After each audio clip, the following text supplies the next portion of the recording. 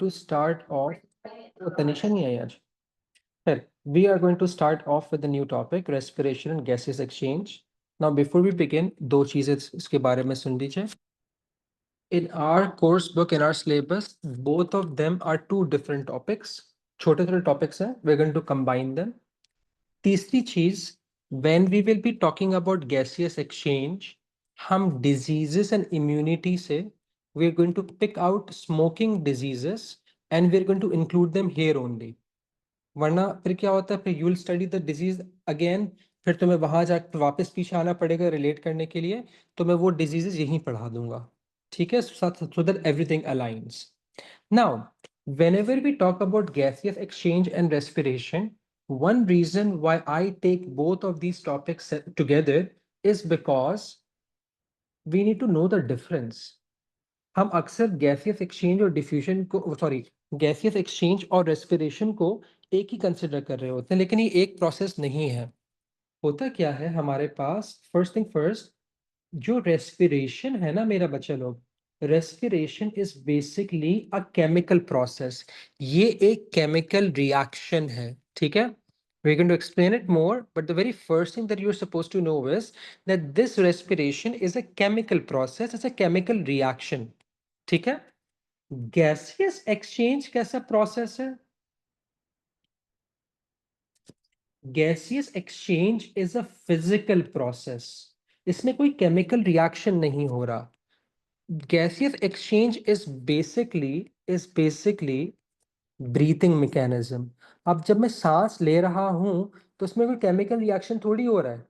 There are changes, physical changes आ रहे हैं मेरे चेस्ट के अंदर, राइट, लेकिन उसमें कोई केमिकल रिएक्शन नहीं हो रहा.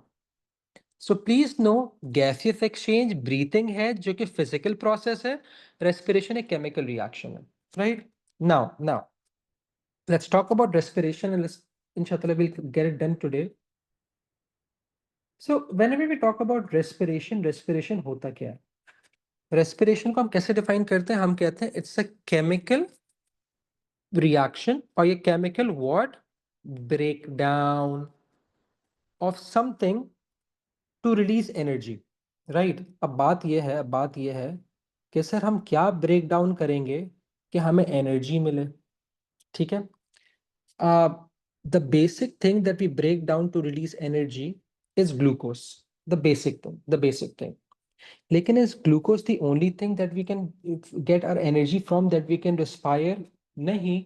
अगर हम लोग अपने चौथे टॉपिक पर जाएं, बायोलॉजिकल मॉलिक्यूल्स पे, जब हम लोग कार्बोहाइड्रेट्स के बारे में पढ़ रहे थे, तो भाई glucose is a carbohydrate, it is used to give energy, right, because it's they are very reactive.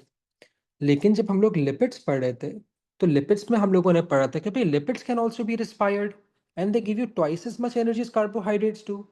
जब हम प्रोटीन्स के बारे में पढ़ रहे थे, तो हमने कहा था भाई proteins can also be respired. So all three of the nutrients that we're taking, carbohydrate, lipids, and proteins, they can be respired. अब कुछ किताब नहीं, same energy, proteins give you the same energy as carbohydrates too. Lipids give you twice as much energy as carbohydrates too. लेकिन दूसरी चीज हमारे पास क्या होती है, तीनों ऑर्गेनिक मॉलिक्यूल्स हैं, तो तीनों, बिकॉज देर मोर रिएक्टिव बेटे compare to either of them. अच्छा, तो कुछ किताबें कहती है कि it's a break down of organic substances.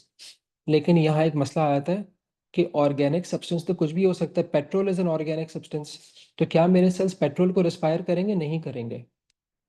हाँ, लेकिन हमें ये पता है कि क्योंकि रेस्पिरेशन एक कैसा प्रोसेस रिएक्शन है, it's a chemical reaction, right. Respiration is a what kind of a reaction? It's a chemical reaction, है ना. And I know that there is no chemical reaction in my body that can occur without the aid of enzymes.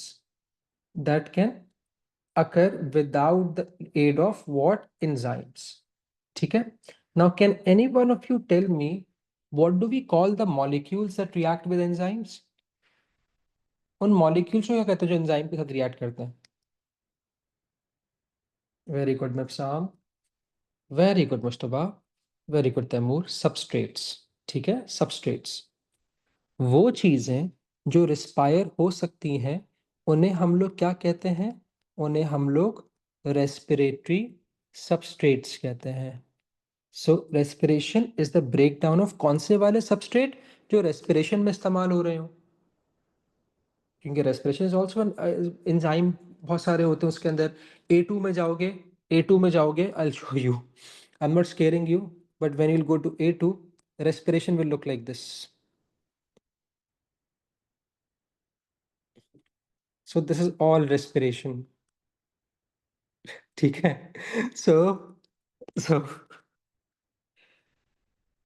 दिखा दिया।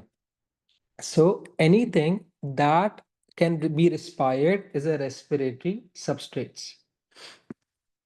हम पहले ये पढ़ लो बेटे। अच्छा, टू डू वॉट, एक ही मकसद के लिए, टू रिलीज एनर्जी।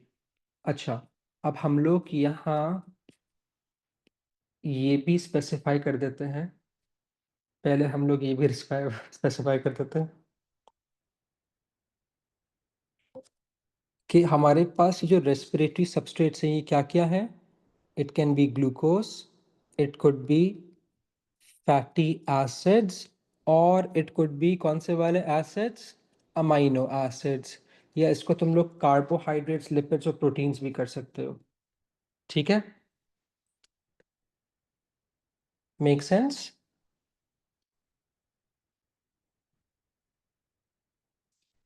ओके। अच्छा, इसलिए नहीं करते क्योंकि अगेन वो इतने रिएक्टिव नहीं होते, और बिसाइड्स एनर्जी उनके जो बाय प्रोडक्ट्स होते हैं वो एसिडिक हो जाते हैं। तो खैर विल डिस्कस दिस लेटर, ठीक है? तो खैर, so now, so what is respiration? It's a chemical process, chemical breakdown of what? Glucose, fatty acid, amino acid, lipids, carbs, proteins to release what? Energy. अब होता क्या है? रेस्पिरेशन की कितनी टाइप्स होती हैं? There are two types of respiration, aerobic and aerobic. Very good, ठीक है। अच्छा, टाइप्स, सबसे पहले हम लोगों ने कहा the first type of respiration that we have is called as aerobic respiration, ठीक है? अच्छा, अब एक चीज देखिए, whenever we talk about aerobic respiration, इसके बारे में हमें दो चीजें पता होनी चाहिए। नंबर वन, इसको क्या चाहिए? नंबर टू, ये किधर हो रही है? तो whenever we talk about aerobic respiration, हम कहते हैं it occurs in presence of what? Very good guys, ठीक है। मुश्तबा ग्लूकोज भी लिख सकते हैं, मैं वही मैंने शुरू में बताया था कि कोई हर्ज नहीं है, बट लेकिन बुक में ये भी तो लिखा हुआ है कि fats can also be respired, carbohydrates can, वो sorry, proteins can also be respired. तो book is not the exam, वो तो इंडोर्स कर रहे हैं कैम्ब्रिज वाले, but if you look at the marking schemes, ये सारे को लिखे हुए होते हैं इसमें, सेल्स के माइटोकॉन्ड्रिया के अंदर, बिल्कुल ठीक है, ठीक है। So it occurs in the presence of what? Oxygen gas, right. दूसरी बात, आ रहे मेरा बेटा, आ रहे हैं, वो भी एनारोबिक में इस्तेमाल हो सकता है। दूसरी बात हमारे पास क्या है? It occurs where inside the cell? In the mitochondria, ये माइटोकॉन्ड्रिया के अंदर होता है। कहने का मकसद क्या है कि ये mitochondria is useless if oxygen is not there, ठीक है, पहली बात। अब होता क्या है इसके अंदर? अगर हम लोग पहले इसकी वर्ड इक्वेशन लिखें, so glucose combines with oxygen gas to give us what? Carbon dioxide and water, ठीक है, प्लस एनर्जी ऑब्वियसली, ठीक है। अच्छा, अब इसको देखो, अब अगर हम लोग इसी केमिकल इक्वेशन लें, अगर हम लोग, प्लीज वेट, अगर हम लोग इसकी केमिकल इक्वेशन लें, तो ग्लूकोज क्या होता है? Glucose is C6H12O6, it's a hexose sugar. It combines with what? Oxygen gas to produce what? the waste carbon dioxide that we breathe out along with water molecules, ठीक है। अब इस equation को बैलेंस कर लेते हैं। हमने ऐसी इक्वेशन उल्टी कब पढ़ी थी? फोटोसिंथेसिस के अंदर। अब मुझे बताओ, एक मॉलिक्यूल ऑफ ग्लूकोज में कितने कार्बन एटम्स हैं? 6।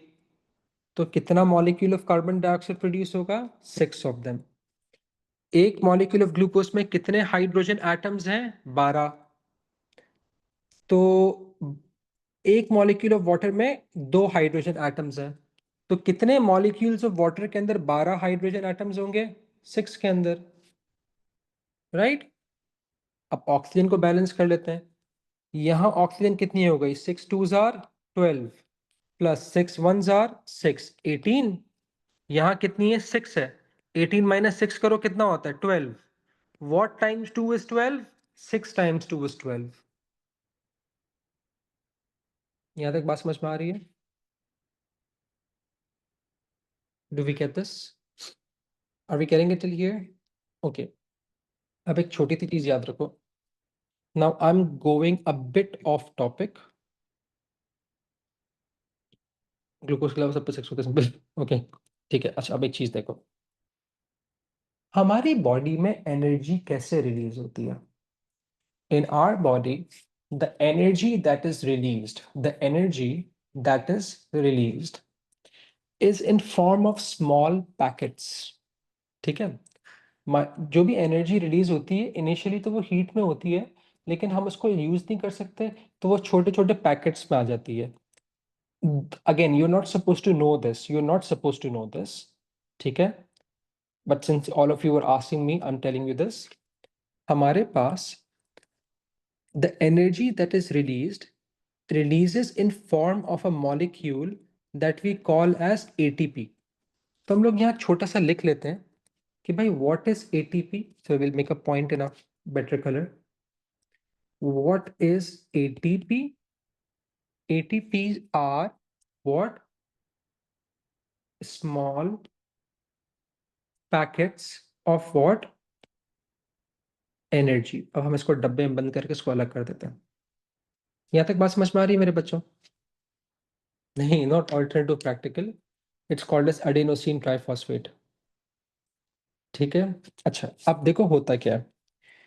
For every molecule of glucose, ये बात याद नहीं रखनी है आप लोगों को, कितना एटीपी मॉलिक्यूल प्रोड्यूस होता है? 32 एटीपी मॉलिक्यूल प्रोड्यूस होता है। ठीक है। Again, you don't have to remember this, you don't have to remember this, no, you don't have to remember anything about ATP. लेकिन एटीपी क्या होता है? Adenosine triphosphate Mahmood. ठीक है। तो खैर, एटीपी जो हमारे पास है वो सिंपल सी क्या है? It's small, there small packets of energy. For every molecule of glucose that we are respiring, कितना एटीपी बन रहा है? 32। अगेन, ये वैल्यू हमें याद नहीं रखनी है। ठीक है।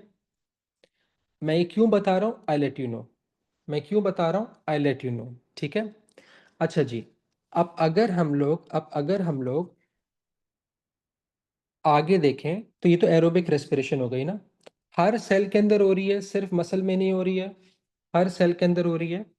अब अगर आप एनर्जी लिख लें, आप एनर्जी ही लिखेंगे, आपको एटीपी याद नहीं करना है।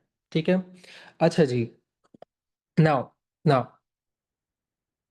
अब दूसरी टाइप ऑफ रेस्पिरेशन हमारे पास जो है वो कौन सी वाली रेस्पिरेशन है? एनएरोबिक। ठीक है। एनएरोबिक रेस्पिरेशन के बारे में हमें क्या पता होना चाहिए? Number 1, it occurs in what? In absence of oxygen. Number 2,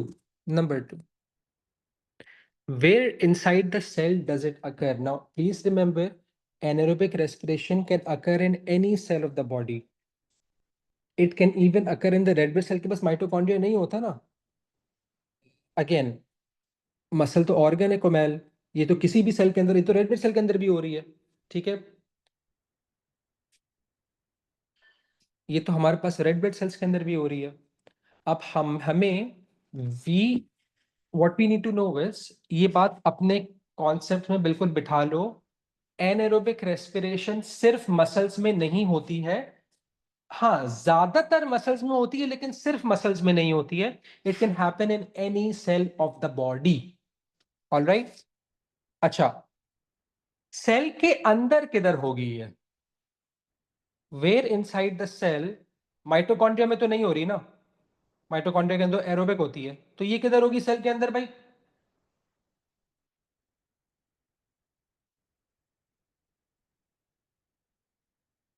हाँ जी मेरे बच्चे लोग।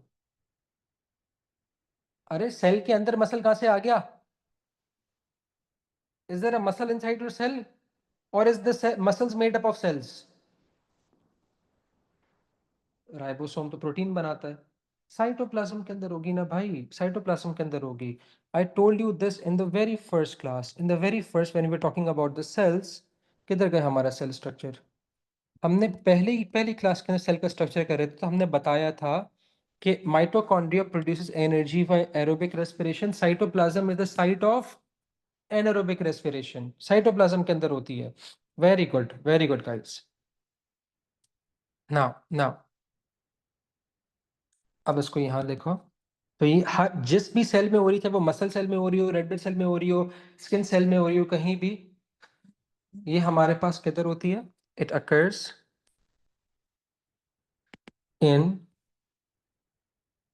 The cytoplasm. अब बिफोर वी टॉक अबाउट कि इसकी इक्वेशन क्या है, क्या होता है, क्या नहीं होता है, मुझे एक बात ये बताओ। The real question is why? Why does anaerobic respiration अगर, इस सवाल को समझिएगा पहले। अगर मैं ये कह रहा हूं कि एनारोबिक रेस्पिरेशन मेरे सेल्स में जब हो रही है, जब मेरे सेल्स के अंदर ऑक्सीजन नहीं मिल रही ना, तो ऐसा कब होता है, ऐसा कब होता है कि नहीं, oxygen debt is not the absence of O2। Shush, सवाल को समझ लो कि ऐसा तो कभी नहीं होता ना कि मेरे until and unless if somebody is trying to kill me, कि मेरे एनवायरनमेंट के अंदर ऑक्सीजन खत्म हो जाए। ऐसे तो कभी नहीं होता। मुझे वही तो बता रहा हूँ ना, लैक ऑफ, अगर मैं एक्सरसाइज कर रहा हूँ फॉर एग्जांपल, या मैं अगर सीढ़ियां चढ़ रहा हूँ, तो क्या मतलब होगा कि भाई मतलब मेरे सराउंडिंग में तो ऑक्सीजन खत्म हो गई। देखो देखो होता क्या है, होता क्या है। when I'm running, when I'm climbing stairs, when I'm carrying out any sort of strenuous activity, very good, हमारी जो डिमांड ऑफ ऑक्सीजन होती है ना, वो बढ़ जाती है, लेकिन पीछे से सप्लाई नहीं आ रही होती है। देखो अब फॉर एग्जांपल अगर हम लोग मसल्स की बात करें, why do we now understand why do we talk about muscles when we talk about anaerobic respiration? क्योंकि because muscles are the organs that we are using the most after a nervous system. मैं सीढ़ियां चढ़ो में क्या इस्तेमाल कर रहा हूं? मैं अपने लेग मसल इस्तेमाल कर रहा हूं, भाग रहा हूं, I am using my leg muscles. Let's say sometimes if Sam gets really annoying and if I start hitting him, I'm using my, I would not do that, don't worry, I'm a sweetheart. I would use my muscles. मैं तुम लोगों को पढ़ा रहा हूं, I'm speaking, I'm writing, what am I using? I'm using my muscles, right? Very good. तो होता क्या है, होता क्या है? Why is it occurring?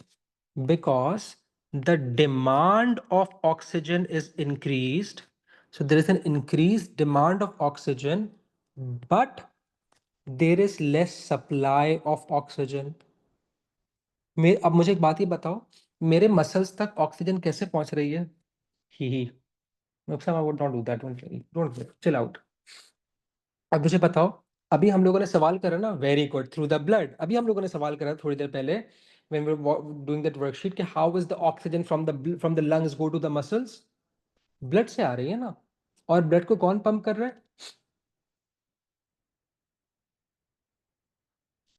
What? Heart, very good. अच्छा अब मुझे एक बात ही बताओ, ब्लड के अंदर ऑक्सीजन कैसे आ रही है? How is the oxygen getting into the blood? Through the what organ? Lungs, very good Bareera, very good guys.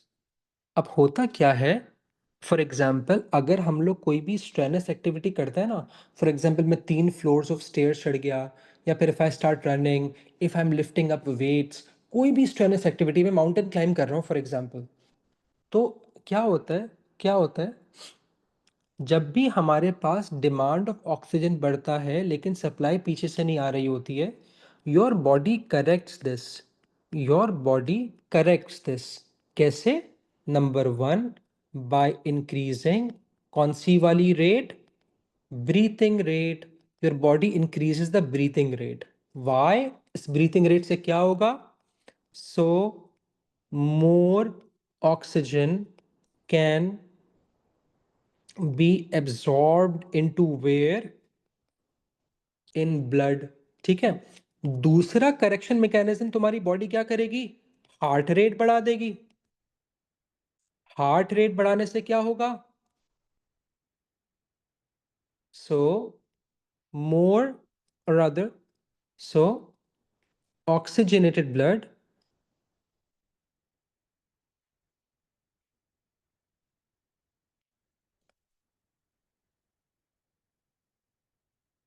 can be pumped faster।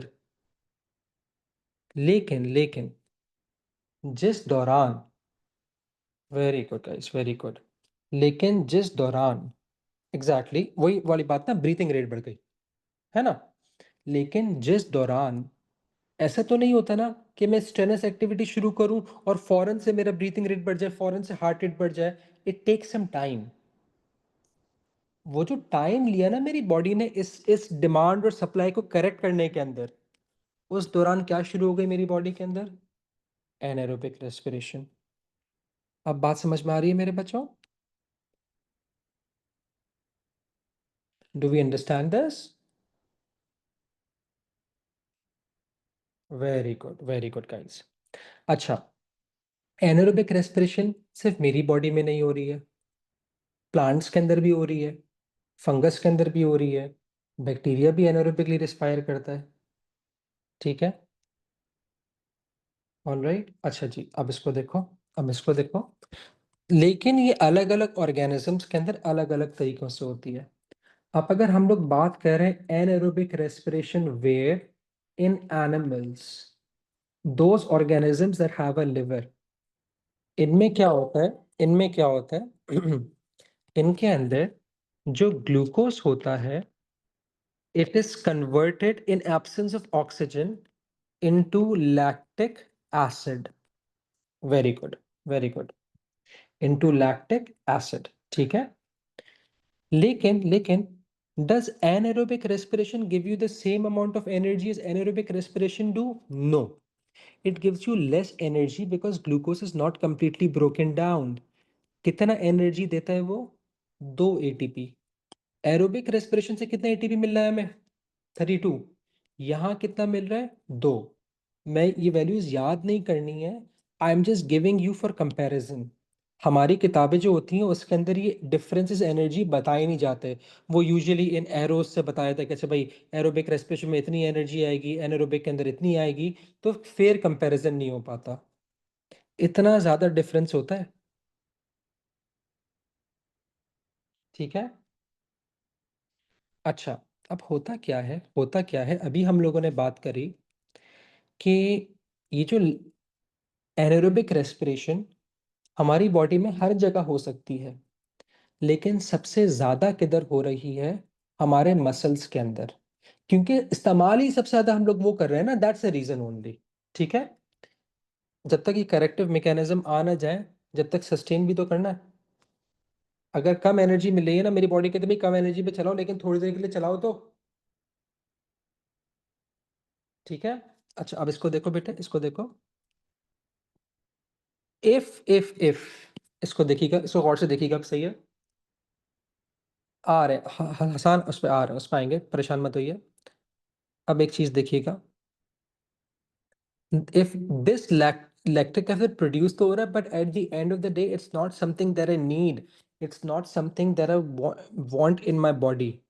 So if this lactic acid, if it accumulates where in the muscles, अगर भी बहुत ज़्यादा देर तक aerobic anaerobic respiration हो रही है, कि भाई अगर मैं भागना शुरू करा तो मैं भाग ही रहा हूँ, भाग ही रहा हूँ, भाग ही रहा हूँ, मैं रुक नहीं रहा हूँ, काफ़ी देर हो गई ना, अभी भी मेरी डिमांड ज़्यादा है and I am not able to वो get the supply of oxygen. तो जितने भी लैक्टिक एसिड प्रोड्यूस हो रहा होगा, सुन लो, stop. So if this energy or so if this lactic acid accumulates in the muscles, it leads to it leads to a sharp pain in the muscle, right? It leads to sharp pain in muscles, also called as muscle cramps। इसकी वजह से हमारे पास muscles contract नहीं हो पाते। ठीक है, इसकी वजह से हमारे पास मसल्स कॉन्ट्रैक्ट नहीं हो पाते, ठीक है। So short tendon muscles lead to muscle cramps leading to inability of the muscles to contract, right? This condition is called as muscle fatigue. अब बड़ी आसान सी चीज है, ठीक है। तो हमें रुकना पड़ेगा क्योंकि हमें बहुत दर्द होगा, ठीक है। I'll give you an easier example बेटे, I'll give you an easier example.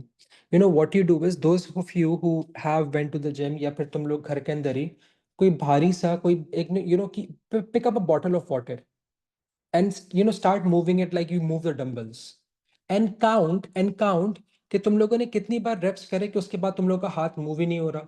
अगर फॉर एग्जांपल 1 लीटर वाली बोतल है, the maximum you could do is 50 के बाद ऐसे लगेगा वो जो बोतल पहले आराम से उठ रही थी अब वो उठ भी नहीं रही हो, right. Mahmood please, that's what anaerobic respiration is. हम कोई फॉर एग्जांपल हम पास बहुत सारी किताबें हैं, राइट, या हमारा स्कूल बैग है filled with books, right. If I am going to lift it like a dumbbell with both of my hands, I could do it at the maximum of 10 times. 10 times के बाद ऐसा होगा कि हाथ ऊपर उठ नहीं रहा होगा। This is what muscle fatigue is. हम उर्दू में कहते हैं कभी कभार, like for example sometimes lactic acid is not able to go travel through the body, is not able to travel through the body. तो हमारे पास वो अक्यूमुलेट हो जाता है ना, तो बड़ा शार्प सा पेन होता है। हम उर्दू में कहते हैं नस पे नस चढ़ गई है। वो नस पे नस कुछ भी नहीं होती, वो मसल फटीग होती है। Do we understand this, right. अब दूसरी बात ये है, now that we know this exactly, I know, right. The second thing that we are supposed to know, जिसका कॉन्सेप्ट तुम लोग क्लियर करना है, वो हमारे पास क्या है, ऑक्सीजन डेट है, ठीक है। ऑक्सीजन डेट भाग हो नहीं होता, ठीक है। तैमूर क्योंकि वो सर्कुलेट नहीं हो पा रहा होता ना, ठीक है, इसलिए अक्यूमुलेट होता है। तो बेटे इसलिए होता है when you are in a lying position. Now listen this very carefully. जब मेरे पास ये ग्लूकोज लैक्टिक एसिड में कन्वर्ट हुआ, तो ये लैक्टिक एसिड हमने कम एनर्जी दी, बाकी जो एनर्जी थी वो भी तो रिलीज करनी है, तो इस लैक्टिक एसिड को भी ब्रेक डाउन करना पड़ेगा। But can lactic acid be broken down anywhere? No. ये मसल से सीप करते हुए ब्लड में जाएगा और ब्लड उसको कहाँ डिपॉजिट कर देगा, लिवर के अंदर, राइट। हाँ ये हसान बेटा, लिवर के अंदर जाके ये लैक्टिक एसिड भी ब्रेक डाउन हो जाएगा और जो रिमेनिंग एनर्जी है ना वो रिलीज हो जाएगी, ठीक है। So it happens in the liver, alright. तो होता क्या है, हम लोग क्या कहते हैं, तो ये कब होता है, ऑक्सीजन डेथ में। It is the extra volume of oxygen required to break down what, to break down lactic acid. अब इस चीज को समझो ताकि तुम लोगों को कॉन्सेप्ट क्लियर हो। और ये किधर होता है, ये लिवर के अंदर होता है। So I am going to show you a picture, I am going to show you a picture, I am going to show you a graph, it's a very good graph, so you can understand better. ये रहा। अब इस graph को 2 minute के लिए समझिएगा, ये आपका ग्राफ नहीं है, ये लेवल की किताब में से, इसको बस समझ लो, ठीक है। होता क्या है मेरे बेटे, होता क्या है, you know, let's say I was walking down the street. मेरा जो ऑक्सीजन रिक्वायरमेंट था वो कितना था, 0.25 लीटर्स पर मिनट, कि DM cube is litres, right. कि मेरी बॉडी को सिर्फ quarter of a litre, 0.25 litres चाहिए थी पर minute. On the second minute of me walking, a dog started to chase me and I ran. I don't like dogs. जब मैंने भागना शुरू करा, मेरे मसल्स और कॉन्ट्रैक्ट कर रहे हैं, there contracting more than they were contracting before, right. तो मेरा जो डिमांड ऑफ ऑक्सीजन है वो कितने टाइम्स बढ़ गया, वो 10 टाइम्स बढ़ गया। अब instead of to 0.25 liters, I require 2.5 liters of oxygen per minute. क्या मेरी बॉडी ने मुझे इतनी ऑक्सीजन प्रोवाइड करी? बिल्कुल करी। लेकिन उस ऑक्सीजन को प्रोवाइड करते करते कितना टाइम लगा? How long did it take for my body to reach this particular demand? It took 4 minutes. ठीक है, 4 minutes, 2 से 6 तक 4 minutes, right? इस 4 minutes के अंदर, इस 4 minutes के अंदर मेरी बॉडी के अंदर क्या क्या चीज की accumulation हो गई?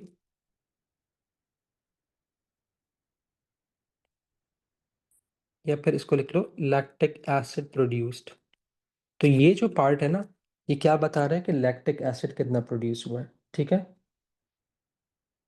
Make sense? अच्छा, I ran for another 3 minutes। 9th minute के ऊपर, 9th मिनट के ऊपर आई स्टॉप्ड। ठीक है, अब मुझे एक बात ये बताओ, अगर कोई हम स्ट्रेनथ एक्टिविटी कर रहे हैं, हम भाग रहे हैं और हम रुक जाए, तो क्या हमारा ब्रीथिंग रेट नॉर्मल हो जाता है? Does our breathing rate gets normal all of a sudden? No, it does not. हम थोड़ी देर के लिए we keep on hyperventilating. ठीक है, थोड़ी देर के लिए we keep on hyperventilating, we keep on gasping for air. Right, getting it? अब मुझे एक बात ये बताओ, जैसे ही मैं रुका ऑन द 9th मिनट, अब तो मेरे मसल्स एक्स्ट्रा काम नहीं कर रहे ना। Why do I still keep on hyper ventilating? I keep on hyper ventilating, I keep on hyper ventilating because ये जो लैक्टिक एसिड अक्यूमुलेट हुआ है ना, ये जो लैक्टिक एसिड अक्यूमुलेट हुआ है ना, वो हमारे पास, हमें उसको ब्रेक डाउन करना होता है। ठीक है, Mahmood, it's almost winters now, so we don't need any ठंडी more anymore. Okay, so khair, so once I stopped at the 9th minute, I would still keep on taking in extra volume of oxygen so that this lactic acid that was initially produced, it is broken down. अब देखो, it took me from the 9th minute to the 13th minute, it took, or 14th minute कर लेते हैं, it took me the extra 5 minutes for my breathing rate to come back to 0.25 वो decimeter cube per minute, right? So in this time, ये exercise के बाद जो हम लोग एक्स्ट्रा वॉल्यूम ऑफ ऑक्सीजन ले रहे हैं ना, that is oxygen debt. What are we using this oxygen debt for? To break down कौन सा वाला एसिड? Lactic acid. बात समझ में आ रही है? तो अब होता क्या, अब इसका पूरा मैकेनिज्म देखो, अब इसका पूरा मैकेनिज्म देखो। हमने कहा during any strenuous activity,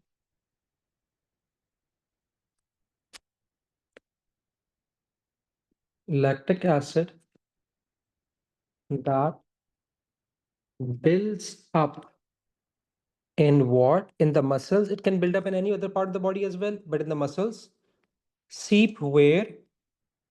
Into the blood, which takes it to the liver, where it is broken down during what? Oxygen debt as extra volume of oxygen is breathed in, right, after the exercise or after the activity. जरूरी नहीं कि exercise करें हम लोग।